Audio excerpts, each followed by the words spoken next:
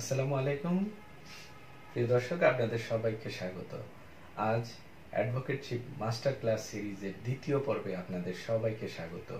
আশা করি প্রথম পর্ব আপনাদের ভালো লেগেছে, আর দ্বিতীয় পর্ব আশা করি আপনাদের ভালো লাগবে। প্রথম পর্বে আমরা বার কাউন্সিল নিয়ে আলোচনা করেছি। যারা প্রথম পর্বটি দেখতে পারেননি তারা আমাদের এই ডেসক্রিপশন বক্সে প্রথম পর্বের লিংক দেয়া থাকবে, সেখান থেকে প্রথম পর্বটি দেখে নিতে পারেন, অথবা আমাদের চ্যানেলটি যদি আপনারা ব্রাউজ করেন প্লেলিস্টে আমাদের অ্যাডভোকেটশিপ মাস্টার ক্লাস সিরিজটা আমরা আপলোড করছি, সেখান থেকেও আপনি অ্যাডভোকেটশিপ মাস্টার ক্লাস সিরিজটা দেখে নিতে পারেন। আর ইতিমধ্যে আমার সাথে যারা অ্যাডভোকেটশিপ পরীক্ষায় অংশগ্রহণের জন্য কোচিং এর মাধ্যমে বা প্রাইভেট পড়াশোনার মাধ্যমে পড়াশোনা শুরু করতে চেয়েছেন বা গত বছর যারা আমার সাথে পড়েছেন, এর মধ্যে অনেকেই কৃতকার্য হতে পারেননি। তারাও অনেকে যোগাযোগ করেছেন যে আমি কখন ক্লাস শুরু করব আবার কোচিং এর মতো করে।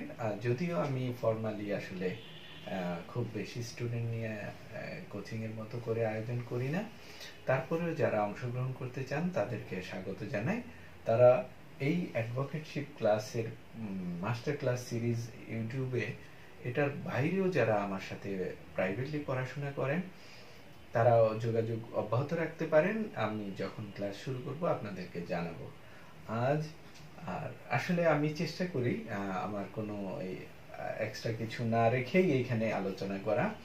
আর যদিও আসলে ভিডিওর মাধ্যমে সকল কিছু উত্তর দেওয়া সম্ভব হয় না বা ইন্টারেক্টিভ এডুকেশন হয় না, তারপরেও আমি চেষ্টা করি একটা ধারণা দেওয়া যারা যারা পড়াশোনা করছেন এবং অ্যাডভোকেট হতে চান তাদের জন্য তো খুবই গুরুত্বপূর্ণ, এবং যারা আইন নিয়ে পড়াশোনা করেন তাদের জন্য এই ক্লাসগুলো খুবই গুরুত্বপূর্ণ হিসেবে ভূমিকা পালন করবে বলে আমার বিশ্বাস।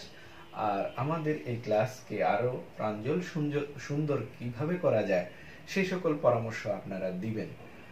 আর কথা না বাড়িয়ে আমি শুরু করে দেই। আজকের সাবজেক্ট আপনারা দেখতে পাচ্ছেন ইতিমধ্যে বোর্ডে আমি লিখেছি দ্য স্পেসিফিক রিলিফ অ্যাক্ট 1877, যাকে আমরা বাংলায় সুনির্দিষ্ট প্রতিকার আইন বলে জানি। ক্লাসের শুরুতে যাওয়ার আগেই আমি আপনাদের সাথে একটা মেসেজ বা তথ্য শেয়ার করি। সেটা হচ্ছে, আপনারা এই সাবজেক্টটা পড়ার সময় চেষ্টা করুন মূল বইটি সাথে রাখার। আর যদি কেউ বাজারে যে সকল বই রয়েছে সেগুলো সংগ্রহ করতে চান অবশ্যই সংগ্রহ করবেন। মনে রাখবেন, আমরা সকলেই জানি বই কিনে কেউ কোনোদিন দেউলিয়া হয় না। তো আমার পরামর্শ হবে, আপনারা প্রচলিত বাজারে যে সকল গাইড বইয়ের মতো করে রয়েছে বা এমসিকিউ বই রয়েছে সেই সকল বই তো সংগ্রহ করবেনই, পাশাপাশি আপনারা মূল বইটাকে অবশ্যই সাথে রাখবেন। কারণ এই পরামর্শটা হচ্ছে, আমি ওই সকল বই থেকে আপনি সহজে টেকনিক পাওয়ার সুযোগ রয়েছে, বা বাজারে যে সকল অ্যাডভোকেটশিপ বই রয়েছে সেই সকল বই অবশ্যই সংগ্রহ করবেন, পাশাপাশি মূল বইটাও সংগ্রহ করবেন। কারণ এই সকল বই সংগ্রহের মাধ্যমে আপনার খুব বেশি টাকা ইনভেস্ট হবে না। ধরুন আপনি বাজারে থেকে বই সংগ্রহ করলেন 5টি বই, সেক্ষেত্রে আপনার অ্যাভারেজ যদি সেখানে 2500 টাকার মতো যায়, সেক্ষেত্রে কিছু টাকা আপনার ব্যয় হবে। আর পাশাপাশি আপনি যদি মূল বইগুলো কেনেন সেই ক্ষেত্রেও আপনার উপকারে আসবে, কারণ এই বইগুলা শুধু আপনি অ্যাডভোকেসি পরীক্ষার জন্য সংগ্রহ করছেন না, এই সকল বই আপনি সংগ্রহ করবেন আপনার লাইফ টাইম অ্যাচিভমেন্টের জন্য। এমনও হতে পারে আপনি যখন অ্যাডভোকেট হয়ে যাবেন এই বইগুলা থেকেই কিন্তু আপনার সকল কাজে আসবে। সিপিসি, বিশেষ করে সিআরপিসি, স্পেসিফিক রিলিফ অ্যাক্ট, তামাদি আইন, এই সকল প্রত্যেকটা সাবজেক্টই কিন্তু আপনি যখন অ্যাডভোকেট হবেন তখনও আপনার কাজে লাগবে। তাই এই মূল বইগুলো আপনি সংগ্রহ করলে এই ক্লাসের পাশাপাশি ওই বইগুলো আপনার কাজে লাগবে। চলুন আমরা শুরু করে দেই।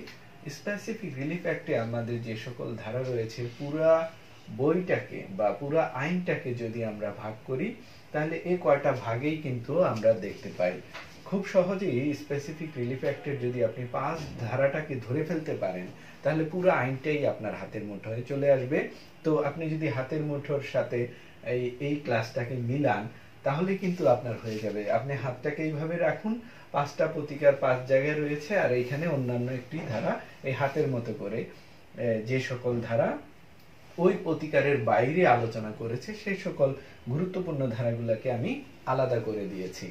তাই আপনাদের আমার বিশ্বাস এই ছকটা যদি আপনারা মনে রাখেন, আপনাদের স্পেসিফিক রিলিফ অ্যাক্ট নিয়ে অনেক বিভ্রান্তি কেটে যাবে এবং দুশ্চিন্তাও কেটে যাবে। এবং আমি চেষ্টা করব যতটুকু আলোচনা করা যায় এই আলোচনা আপনাদের সাথে শেয়ার করা। এছাড়া এটা নিয়ে আমার ব্যাখ্যা সহ বিশ্লেষণ আরেকটি পর্ব আমি আপনাদের সাথে শেয়ার করব, যদি সময় এবং সুযোগ সবকিছুই ঠিকঠাক থাকে তাহলে। তো আসুন আমরা শুরু করি। প্রথমেই যদি আমরা 5 ধারা নিয়ে আলোচনা করতে চাই, এই কারণে এখানে আমি কয়েকটি ধারা আলাদা করে দিয়েছি, সেটা একটু দেখে নেই। 1 নং ধারায় বলা হচ্ছে এই আইনের শিরোনাম সম্পর্কে। 2 নং ধারাটি অলরেডি বাতিল করা হয়েছে। 6 নং ধারাটি খুবই ইম্পর্টেন্ট, সেখানে বলা হচ্ছে নিরোধমূলক প্রতিকার। মনে রাখবেন এই 6 নং ধারাটাও কিন্তু 5 নং ধারার ভিতরেই রয়েছে, সেটা আমরা আলোচনা করব। এবং 7 নং ধারাটা খুবই ইম্পর্টেন্ট, সেখানে বলা হচ্ছে দণ্ডমূলক আইন। দণ্ডমূলক আইনের প্রয়োগ এবং কখন দণ্ডমূলক আইন এই ক্ষেত্রে প্রয়োগ করা যাবে না। আর 56 যে ধারাটা নিষেধাজ্ঞা যখন মঞ্জুর করা যায় না সেই সম্পর্কে ধারণা দেওয়া হয়েছে 56 ধারাতে। এই হলো এক্সট্রা যে সকল ধারা 5 ধারার সাথে সম্পৃক্ত নয় কিন্তু আমাদের জন্য খুবই গুরুত্বপূর্ণ। এই সকল ধারা থেকেও দেখা যায় অ্যাডভোকেটশিপ পরীক্ষায় বিশেষ করে এমসিকিউতে প্রশ্ন চলে আসতে পারে, ইভেন রিটেনেও হয়তোবা আগামী দিনে প্রশ্ন চলে আসতে পারে। যেমন আপনাদেরকে একটা ব্যাখ্যামূলক প্রশ্ন দিয়ে হয়তো বলা হতে পারে কখন কোন কোন প্রেক্ষিতে, ধরেন প্রেক্ষিতটা বলে দিয়ে বলা হলো যে একটা আদালত একটা রায় ঘোষণা করেছে, সেই রায়ের উপরে নিষেধাজ্ঞা চেয়ে আপনি একটি মোকদ্দমা দায়ের করলেন। সেই ক্ষেত্রে সেই মোকদ্দমার কি হবে ব্যাখ্যা সহ বিশ্লেষণ লেখুন।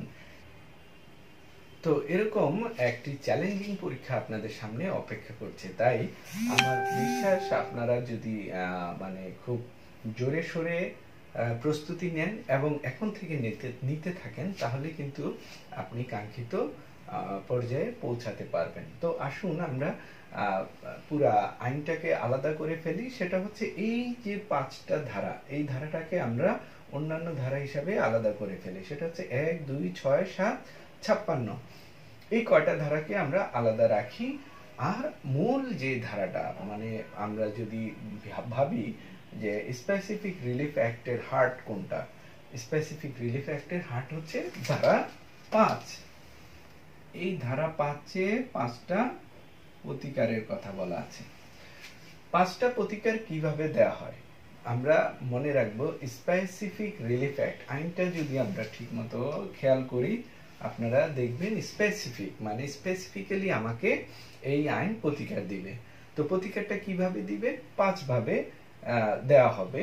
সেটা কোন ধারায় বলা আছে? 5 ধারায় বলা আছে। তো 5 ধারায় যেই প্রতিকারগুলো কিভাবে দেওয়া হবে, কোন ধারা টাচ করে বা কোন ধারার উপরে দাঁড়িয়ে আমাকে সেই প্রতিকারটা স্পেসিফিক্যালি সেই প্রতিকারটা দিবে, সেটা কিন্তু 5 ধারায় বলা আছে। তো প্রথম প্রতিকারটা যদি আমরা দেখি সেই ক্ষেত্রে দেখব 1 নং প্রতিকারে বলা হচ্ছে দখল গ্রহণ করে অর্পণের মাধ্যমে প্রতিকার।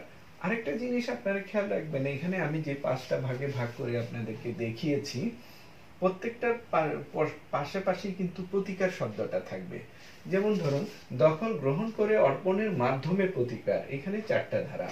একটি পক্ষকে আদেশের মাধ্যমে বাধ্যকর করার মাধ্যমে আপনাকে যে প্রতিকার দেওয়া হবে, এক ধরনের প্রতিকার। একটি পক্ষকে আদেশের মাধ্যমে কোনো কাজ থেকে বিরত রাখার জন্য যে প্রতিকার, বিরত রেখে আপনাকে যে প্রতিকারটা দেওয়া হবে সেটাও এক ধরনের প্রতিকার। আবার রিসিভার নিয়োগের মাধ্যমে প্রতিকার। একটা সমস্যা চলতেছে, আদালত ওই সম্পত্তির উপরে একজনকে রিসিভার নিয়োগ করে যদি আপনাকে কোনো প্রতিকার দেন, সেইটাও একটা প্রতিকার হবে। আর এখানে যদি আমরা খেয়াল করি ক্ষতিপূরণ ছাড়া ঘোষণার মাধ্যমে প্রতিকার।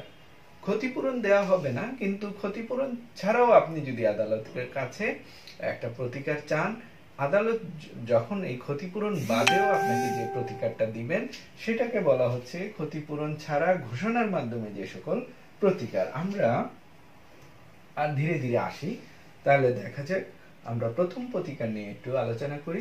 সেটা হচ্ছে আবারও আপনারা খেয়াল রাখবেন, আমাদের 5টা প্রতিকার হাতের সাথে মিলাবেন। স্পেসিফিক রিলিফ অ্যাক্টের আপনারা যদি খেয়াল করেন তাহলে এই হাতের সাথে মিলে যাবে। আপনি 5টা প্রতিকার এই শুরু থেকে যদি আপনি এখান থেকে শুরু করেন এদিকে আসেন অথবা এখান থেকে ওদিকে যান, সেটা হলো আপনি 1 নং প্রতিকার দখল গ্রহণ করে অর্পণের মাধ্যমে প্রতিকার 8 এবং 9 ধারা। খেয়াল করবেন এখানে আমি আলাদা করে দিয়েছি আপনাদেরকে 8 এবং 9 এই দুটা ধারা কিন্তু হচ্ছে আপনার স্থাবর সম্পত্তি। আপনারা জানেন 8 ধারা সম্পর্কে এবং 9 ধারা সম্পর্কে। স্থাবর সম্পত্তি যখন আপনি দখল এখান থেকে বেদখল হয়ে যাচ্ছেন তখন কিন্তু আপনি 8 ধারা এবং 9 ধারার অবলম্বন করে এই দুইটা ধারার উপরে আপনি দুইটা প্রেক্ষিতে এসে আদালতের কাছে যে প্রতিকার প্রার্থনা করছেন, আদালত সেটা যদি স্থাবর সম্পত্তি হয়ে থাকে তাহলে ওই স্থাবর সম্পত্তি যার দখলে রয়েছে, আপনি যার মাধ্যমে বেদখল হয়ে গেছেন তার কাছ থেকে দখলটা গ্রহণ করবেন, করে আপনাকে অর্পণ করে দিবেন। তখনই কিন্তু 8 এবং 9 ধারার প্রয়োগটা আসছে এবং এই 8 এবং 9 ধারাই কিন্তু আপনাকে প্রতিকার দিচ্ছে। সেই প্রতিকারটা কিভাবে? দখল গ্রহণ করে আপনাকে যখন দখলটা বুঝিয়ে দিচ্ছে তখন সেই প্রতিকারটাকে আমরা বলছি দখল গ্রহণ করে অর্পণের মাধ্যমে প্রতিকার 8 এবং 9 ধারা। পরে খেয়াল করুন 10 এবং 11 ধারা। এই দুইটি ধারা 10 এবং 11 এই দুইটি ধারা হচ্ছে আপনার অস্থাবর সম্পত্তি। তো খেয়াল রাখুন এখানে আপনার সহজে স্থাবর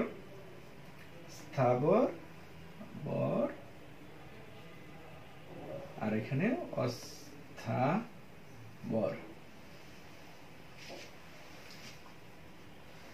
আচ্ছা, তো খেয়াল রাখুন স্থাবর এবং অস্থাবর এই যে একটা প্রতিকারের মধ্যে আমরা 1 নং যে প্রতিকারে আসলাম সেখানে আমরা আবার দুটা ভাগে ভাগ করে ফেললাম। মূল এটা রাখতে হবে, আমাদেরকে চিন্তাটা রাখতে হবে মূলত আমরা 5টা প্রতিকার পাবো।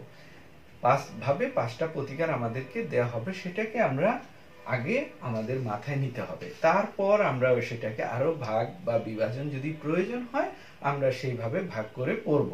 সেই ক্ষেত্রে আমাদের মনে রাখাটা ইজি হবে। তাই আমি প্রথম এপিসোডে আপনাদের প্রত্যেকটা ধারার বেশি ভিতরে না গিয়ে আলোচনার মাধ্যমে আগে পুরো আইনটা আপনার মাথায় নিয়ে আসার চেষ্টা করি। যদি আইনটা আপনার মাথায় চলে আসে তাহলে যে কোনো ধরনের এমসিকিউ প্রশ্ন আসলে আপনি সঠিক প্রশ্নের কাছাকাছি পৌঁছাতে আপনার বেশিক্ষণ লাগবে না, এবং আপনার আইনটা সম্পর্কে যত বেশি ধারণা থাকবে, পরিষ্কার স্বচ্ছ ধারণা থাকবে, তত বেশি আপনি সহজেই এমসিকিউ পরীক্ষা থেকে শুরু করে রিটেন ইভেন আপনি ভাইভা পর্যন্ত আনসার করতে পারবেন। শুধু তাই না, আপনি যখন অ্যাডভোকেট হয়ে যাবেন তখন আপনার সাথে যখন ক্লায়েন্ট এসে কনসালটেন্সি করবে তখন কিন্তু আপনি ক্লায়েন্টকে ভালো কনসালটেন্সি দিতে পারবেন যদি একটি আইন সম্পর্কে আপনার সুস্পষ্ট ধারণা থাকে। আসুন এখন আমরা জানলাম 1 নং প্রতিকার আমরা বুঝে গেলাম, দখল গ্রহণ করে আমাকে যদি অর্পণ করা হয় তাহলে সেটা হলো দখল গ্রহণ এবং অর্পণের মাধ্যমে 1 নং প্রতিকার দেওয়া হয়, এবং সেটা দুটা জায়গায় রয়েছে, একটা হলো স্থাবর সম্পত্তির ক্ষেত্রে আর আরেকটা হলো অস্থাবর সম্পত্তির ক্ষেত্রে। এখন আসুন আমরা 2 নং প্রতিকারের কথা আলোচনা করব। 2 নং প্রতিকারটা খুবই সুন্দর। সেটা হচ্ছে একটি পক্ষকে আদেশের মাধ্যমে বাধ্য করা। তাহলে এখানে আমি আসলে লেখাটা সংক্ষিপ্ত করে দিয়েছি, অন্যান্য বইতে বা মূল বইতে আপনারা দেখবেন একটু বিস্তারিত লেখা রয়েছে। সেটা হচ্ছে এরকম হতে পারে যে বাধ্যবাধকতা রয়েছে এরকম কোনো পক্ষকে ওই কাজটা করার জন্য যেই আদেশের মাধ্যমে প্রতিকার দেয়া হয় তখন সেই প্রতিকারটা হচ্ছে 2 নং প্রতিকার, বা সেটাকে 12 থেকে 30 ধারা, সাথে 55 ধারা, এই কয়েকটি ধারার মাধ্যমে আদালত আমাকে বা আপনাকে, যিনি আসলে আদালতের কাছে প্রতিকার চাইবেন তাকে সেই প্রতিকারটা দেয়া হবে। সেক্ষেত্রে আমরা দেখেছি 12 থেকে 30 ধারার মধ্যে চুক্তি সম্পর্কে বিভিন্ন ধারণা রয়েছে। আমরা যদি একটি বইয়ের সহযোগিতা নেই, মূল বই, সেখানে আপনি দেখবেন লেখা রয়েছে সুনির্দিষ্ট কার্য সম্পাদন প্রসঙ্গে সেখানে যে সকল চুক্তি সঠিকভাবে কার্যকর করা যেতে পারে সেই সকল সম্পর্কে বিশেষ করে 12 থেকে 20 ধারা পর্যন্ত বলা হয়েছে। আমি এখানে ভাগ করলাম না এই ক্লাসে, অন্তত পক্ষে বেশি ভাগ করলে আপনাদের আবার মনে রাখাটা কষ্টকর হয়ে যাবে, আবার ব্রেনে প্রেশার চলে আসবে। তাই আমি একটু সংক্ষিপ্ত আকারে রাখার চেষ্টা করলাম, যাতে আগামী ভিডিওতে আরো ইলাবোরেট নিয়ে আমি যখন আলোচনা করব তখন আপনারা সেই আলোচনাটা শুনলে এটার সাথে রিলেট করে নেবেন, তখন আপনাদের বুঝতে সুবিধা হবে। এখন আমরা একটু সংক্ষেপে বা ছোট আকারে আলোচনাটা রাখার চেষ্টা করছি। তো দ্বিতীয় প্রতিকারটা হচ্ছে একটি পক্ষ আদেশের মাধ্যমে বাধ্য করা। সেটা কি রকম হতে পারে? যে আমি আদালতের কাছে প্রতিকার চাইলাম, আদালত আমাকে একটা প্রতিকার দিলেন, অপর একটা পক্ষকে আদেশ দিয়ে বাধ্য করলেন যে এই কাজটা করো, এটা দিয়ে দাও বা এটা করো। সেই ক্ষেত্রে সেই কাজটা করার মাধ্যমে কিন্তু আমি প্রতিকারটা পাবো। এখন আসেন আমি যদি 3 নাম্বার প্রতিকারটা খেয়াল করি, যে 3 নাম্বার প্রতিকারটা আমাদের খুব বেশি জরুরি। কেন জরুরি? একটি পক্ষকে আদেশের মাধ্যমে কোনো কাজ থেকে বিরত রাখা। এটা কেন জরুরি? আপনারা সকলেই জানেন যে আমরা যখন দেওয়ানি মোকদ্দমার সাথে সম্পৃক্ত হই তখন কিন্তু এই বিশেষ করে 52, 53, 54 এবং 57 এই সকল ধারাগুলা আমাদের খুবই প্রয়োজনীয় হয়ে পড়ে। বিশেষ করে যারা আমরা প্র্যাকটিসের সাথে জড়িত রয়েছি তারা প্রায়ই আদালতে আমরা শুনে থাকি ইনজাংশন ইনজাংশন ইনজাংশন। আপনারা দেখবেন ক্রিমিনাল মামলায় যারা পরিচালনা করি আমরা, ক্রিমিনাল মামলায় প্রায়ই দেখা যায় বেইল সম্পর্কে খুব বেশি আলোচনা করা হয়। আলোচনা বলতে প্র্যাকটিসে দেখা যায় বেইল, আর সিভিল মামলায় হলো ইনজাংশন।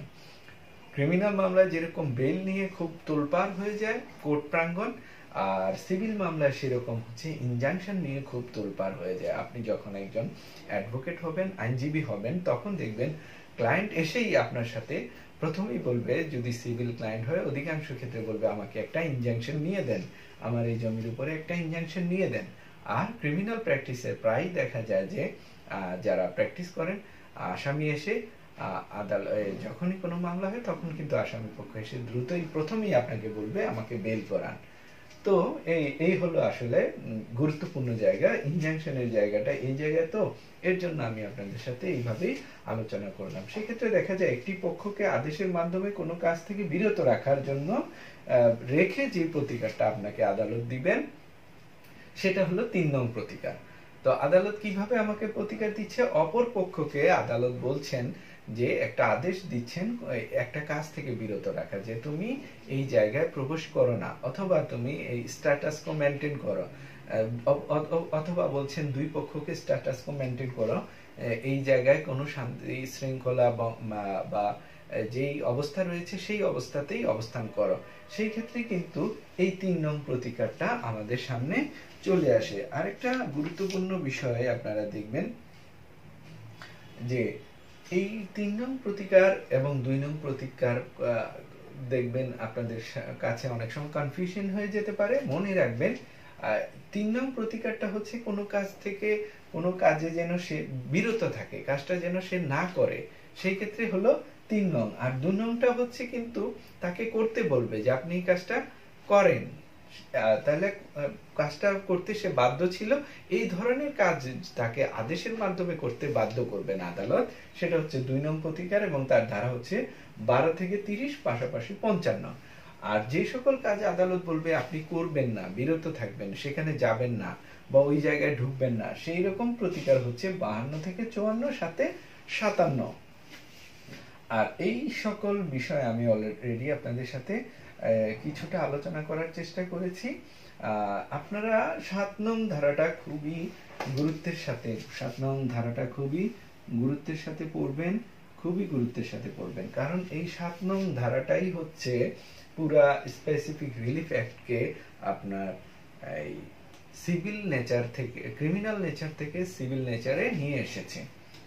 কারণ দণ্ডমূলক যদি কোনো শাস্তি আপনি চান তাহলে স্পেসিফিক রিলিফ অ্যাক্ট সেই প্রতিকার আপনাকে দিবে না। কারণ দণ্ডমূলক মানে কারো যদি শাস্তি আপনি কামনা করেন, কারো যদি শাস্তি এসে প্রার্থনা করেন স্পেসিফিক রিলিফ অ্যাক্টকে ভর করে, তাহলে এই প্রতিকারটা আমরা পাবো না। তাই দণ্ডমূলক যে সকল, দণ্ড মানে শাস্তিমূলক, জেল জরিমানামূলক বিধান রয়েছে, সেই সকল যদি আমরা এসে স্পেসিফিক রিলিফ অ্যাক্টে চেয়ে বসি, তাহলে কিন্তু সেটা আমরা পাবো না। কারণ সেটা এই ধারাটার কারণে ক্রিমিনাল নেচারের মামলাগুলোকে সিভিল নেচার থেকে আলাদা করে দেওয়া হয়েছে। তাই 7 নম্বর ধারাটি খুব ইম্পর্টেন্ট। আর 56 নং ধারাটি আমরা আরো গুরুত্বের সাথে আপনাদের পড়ার জন্য আমি রিকোয়েস্ট করব। সেটা আমি আলোচনা করব, 56 ধারা আলাদাভাবে আলোচনা করব, এবং বিশেষ করে যে সকল ধারা আমাদের খুবই গুরুত্বপূর্ণ, যেমন 8 ধারা, 9 ধারা, এখানে 21 ধারা আসবে, 55 ধারা, 52 থেকে 54 ধারা, এইখানে বেশ কিছু গুরুত্বপূর্ণ ধারা রয়েছে। সেই সকল ধারা নিয়ে ইলাবোরেটলি মানে বড় করে আমি ভিডিও দেওয়ার চেষ্টা করব, যাতে আপনারা সেই সকল ধারা সম্পর্কে সুস্পষ্ট ধারণা পান। তো এখানে বলা হচ্ছে আদালত কখন ইনজাংশন মঞ্জুর করবেন না, খুব ইম্পর্টেন্ট। কোনো একটা ক্লায়েন্ট এসে আপনাকে বলল এই বিষয়টা ইনজাংশন নিয়ে দেন, আপনি যখন দেখবেন এই 56 ধারাটার উপর আপনার যত বেশি দখল থাকবে, তখন কিন্তু আপনি ক্লায়েন্টকে বলতে পারবেন যে আপনার এই বিষয় সম্পর্কে আসলে ইনজাংশন পাওয়া যাবে না, আপনি এই বিষয় সম্পর্কে ইনজাংশন পেতে পারেন না। তখন কিন্তু আপনি ক্লায়েন্ট ম্যানেজ করা বা আপনার এই অ্যাডভোকেসিতে আপনার সফলতা আসার একটা সুযোগ তৈরি হয়। ইভেন আপনি যখন অ্যাডভোকেটশিপ পরীক্ষায় অংশগ্রহণ করবেন, তখন আপনি কনফিডেন্ট পাবেন যে না, আমি আইনটা সম্পর্কে দক্ষতা রাখি বা এই আইনটা সম্পর্কে আমি জানি। তো আসুন এখন আমরা তৃতীয় বা চতুর্থ যে অংশটা রয়েছে বা প্রতিকার রয়েছে, 4 নং প্রতিকার, সেটা সম্পর্কে একটু আলোচনা করি। এখানে দেখবেন ক্ষতিপূরণ ছাড়া ঘোষণার মাধ্যমে যে প্রতিকার দেওয়া হয়, সেইটা হচ্ছে আমাদের 4 নং প্রতিকার। তো 4 নং প্রতিকারটা কি আমরা আরেকবার রিপিট করি। ক্ষতিপূরণ ছাড়া ঘোষণার মাধ্যমে যে সকল প্রতিকার দেয়া হয়। মনে রাখবেন, আমরা যদি ক্ষতিপূরণ প্রার্থনা করি, তাহলে কিন্তু পুরো স্পেসিফিক রিলিফ অ্যাক্টে আমরা সেই প্রতিকার পাবো না। সেটা আমরা দেখি ক্ষতিপূরণ ছাড়া ঘোষণার মাধ্যমে যে সকল প্রতিকার দেওয়া হয়। এখানে আমি আপনাদের সুবিধার্থে আসলে এই জায়গাটা দেখুন, এই 41 থেকে 43 এই পুরো জায়গাটা জুড়ে আমাদেরকে এই প্রতিকারটা সম্পর্কে বলা হয়েছে। সেটা হচ্ছে ক্ষতিপূরণ ছাড়া ঘোষণার মাধ্যমে প্রতিকার। তাহলে আমরা আরেকবার একটু খেয়াল করি, দখল গ্রহণ করে অর্পণের মাধ্যমে যদি প্রতিকার দেওয়া হয়, তাহলে এক নম্বর প্রতিকার আমরা এইভাবে পাই। 2 নম্বর হচ্ছে একটি পক্ষকে আদেশের মাধ্যমে বাধ্য করার মাধ্যমে যে প্রতিকার আদালত আমাকে দিবেন, সেই প্রতিকার হচ্ছে 2 নং প্রতিকার। 3 নং প্রতিকার হচ্ছে একটি পক্ষকে আদেশের মাধ্যমে কোনো কাজ থেকে বিরত রাখা, দূরে রাখা, সেই যে প্রতিকারটা আমরা পাবো সেটা হচ্ছে 3 নং প্রতিকার। 4 নং প্রতিকারে এসে আমরা পেলাম সেটা হচ্ছে ক্ষতিপূরণ ছাড়া আদেশের মাধ্যমে বা ঘোষণার মাধ্যমে, ক্ষতিপূরণ ছাড়া, খেয়াল রাখবেন, ক্ষতিপূরণ ছাড়া খুব ইম্পর্টেন্ট, ক্ষতিপূরণ ছাড়া ঘোষণার মাধ্যমে যে প্রতিকার আমরা পাবো সেটা হচ্ছে 4 নং প্রতিকার। সেখানে বলা হচ্ছে 31 থেকে 43 ধারা। এই 31 থেকে 43 ধারা আমাদের জন্য খুব ইম্পর্টেন্ট। আমরা খেয়াল করব,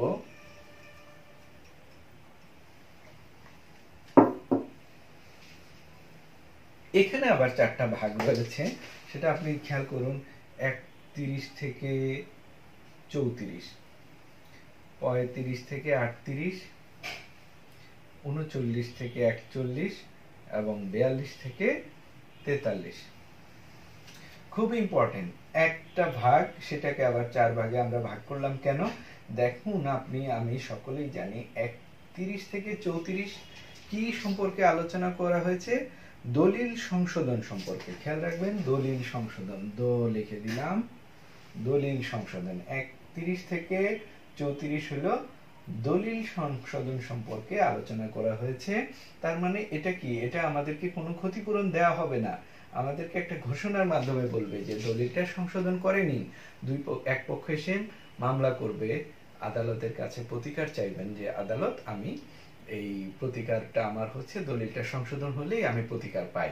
সেক্ষেত্রে আদালত আমাদেরকে 31 থেকে 34 ধারা অনুযায়ী যদি আমরা আদালতের সাথে কাছে উপস্থাপন করতে পারি, তাহলে দলিলটা সংশোধনের মাধ্যমে আমি প্রতিকার পেতে পারি। আরেকটা বিষয় হচ্ছে চুক্তি রদের মাধ্যমে। চুক্তি রদ, খেয়াল করবেন, চুক্তি, তাহলে ছোট করে লিখে রাখতে পারেন, দলিল হলো 31 থেকে 34, 35 থেকে 38 হলো চুক্তি রদ, আর এখানে হলো দলিল বাতিল। দলিল বাতিল, সুন্দর।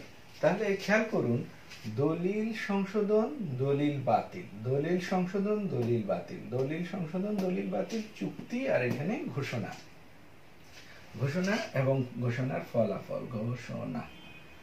তাহলে খেয়াল করুন, 4 নং প্রতিকারটা আমাদের জন্য খুবই ইম্পর্টেন্ট। সেটা হচ্ছে ক্ষতিপূরণ ছাড়া ঘোষণার মাধ্যমে প্রতিকার। সেটা হচ্ছে ধারা 31 থেকে 43 পর্যন্ত। এখানে আবার আমরা 4টা ভাগে ভাগ করে দেখলাম। 31 থেকে 34 হচ্ছে দলিল সংশোধন, 39 থেকে 41 হচ্ছে দলিল বাতিল। তাহলে দুটা বিষয় হচ্ছে দলিল বাতিল, দলিল সম্পর্কিত। একটা হচ্ছে দলিল সংশোধন, আর একটা হচ্ছে দলিল বাতিল। মনে রাখবেন, দলিল সংশোধন, দলিল বাতিল। আরেকটা বিষয় হচ্ছে চুক্তি, চুক্তি সম্পর্কে। তাহলে এই জায়গাটা আমরা 4টা বিষয়কে যদি একসাথে পড়ার চেষ্টা করি, সেটা হচ্ছে দলিল সংশোধন, চুক্তি বাতিল, দলিল বাতিল। সেটা আমরা চেষ্টা করব, সেটা হয়তোবা আপনাদের মনে সেটা মানে একটা ইতেই মনের মধ্যে আসবে না। আপনারা এই ভিডিওটা বারবার দেখুন, কয়েকবার রিপিট করুন, তাহলে আমার বিশ্বাস আপনাদের আরেকবার বুঝতে সহজ হবে। অনেক সময় আমরা একটা বিষয় একবার শুনে দেখে অনেক সময় বুঝে উঠতে পারি না, ব্যস্ততার কারণে বা অন্য মনস্ক হয়ে যাওয়ার কারণে। তাই চেষ্টা করবেন ভিডিওটা আরেকবার দেখা। তাহলে আমরা খেয়াল করি, দলিল বাতিল, দলিল সংশোধন, চুক্তি রদ, দলিল বাতিল এবং ঘোষণা, এই 4টা বিষয়টাকে ভাগ করা যায় 31 থেকে 43 দ্বারা, যেখানে মূল বক্তব্যটা হচ্ছে ক্ষতিপূরণ ছাড়া ঘোষণার মাধ্যমে। আপনি খেয়াল করেন, এখানে কোথাও কিন্তু আপনাকে আমরা যদি ক্ষতিপূরণ চাইও আমাদেরকে দিবে না। ধরেন আমি একটা দলিল বাতিল করলাম, তারপরে ক্ষতিপূরণ চাইলাম, আমাকে কিন্তু এখানে ক্ষতিপূরণ দেয়া হবে না। আমি যদি একটা দলিল সংশোধন করতে চাই, তো সেক্ষেত্রেও কিন্তু হবে না। আমি যদি কোনো একটা চুক্তি রদ করতে চাই, সেক্ষেত্রেও কিন্তু আমাকে ক্ষতিপূরণ দেওয়া হবে না, আমাকে ঘোষণার মাধ্যমে সেখানে প্রতিকারটা দেওয়া হবে। আর সর্বশেষ আমরা যদি 5 নং প্রতিকারটা দেখি, সেখানে বলা হচ্ছে রিসিভার নিয়োগের মাধ্যমে 44 ধারা অনুযায়ী আমাকে প্রতিকার দেওয়া হবে। মনে রাখবেন, এইটা মানে ধারাটা হচ্ছে এইরকম যে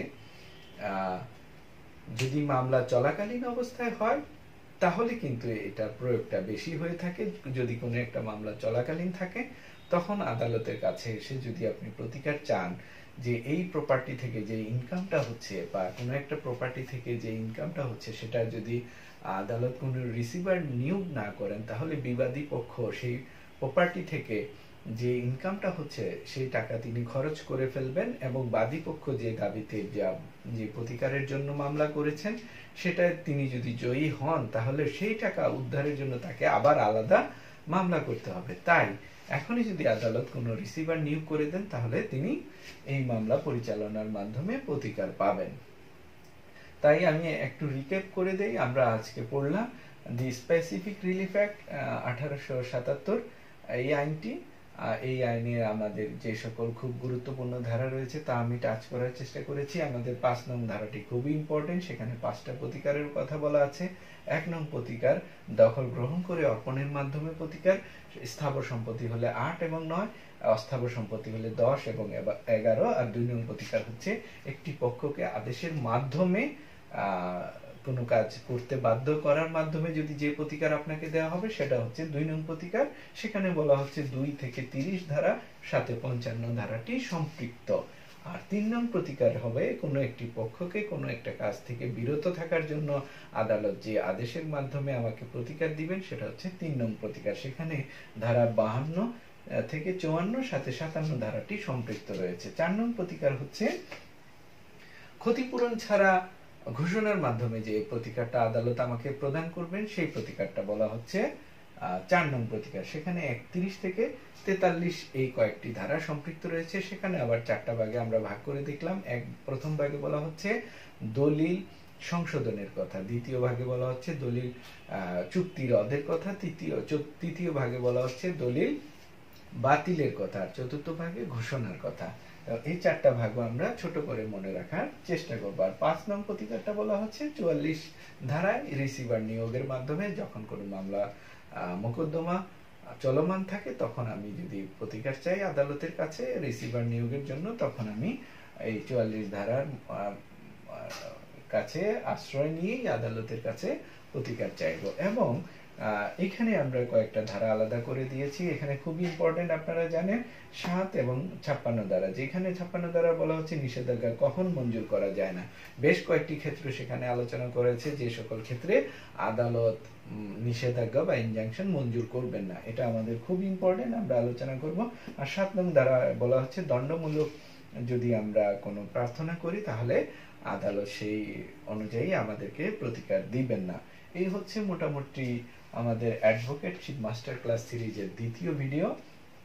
আর যারা আমাদের সাথে সম্পৃক্ত রয়েছেন এবং যারা আমার সাথে ক্লাস করতে আগ্রহী তারা যোগাযোগ করেছেন বেশ কয়েকজন, তাদের নিয়ে খুব শীঘ্রই আমি আবার ক্লাস শুরু করব এই ভিডিওর বাইরে। আর আপনাদের যদি কোনো প্রশ্ন থাকে নেক্সট ক্লাস কবে হবে, কিভাবে হবে সে সম্পর্কে যদি আপনারা জানতে চান কমেন্ট বক্সে কমেন্ট করবেন, যোগাযোগ রাখবেন, তাহলে আমরা উৎসাহিত হব পরবর্তী ভিডিওগুলো আপনাদের সাথে শেয়ার করব। এবং আইন শিক্ষাকে আরো উন্নত থেকে উন্নততরে নিয়ে যাওয়ার জন্য আমাদের এই চেষ্টা অব্যাহত থাকবে। আপনারা আমাদের সাথে থাকবেন এবং সকল যে যার বন্ধুদের সাথে এই ভিডিওটি শেয়ার করবেন এবং চেষ্টা করবেন আপনার বন্ধুকে এই তথ্যটি আপনি আগে পৌঁছে দিন, বন্ধু যেন আপনার মাধ্যমেই সেই খবরটি পায়, তাহলে বন্ধু উপকৃত হবেন।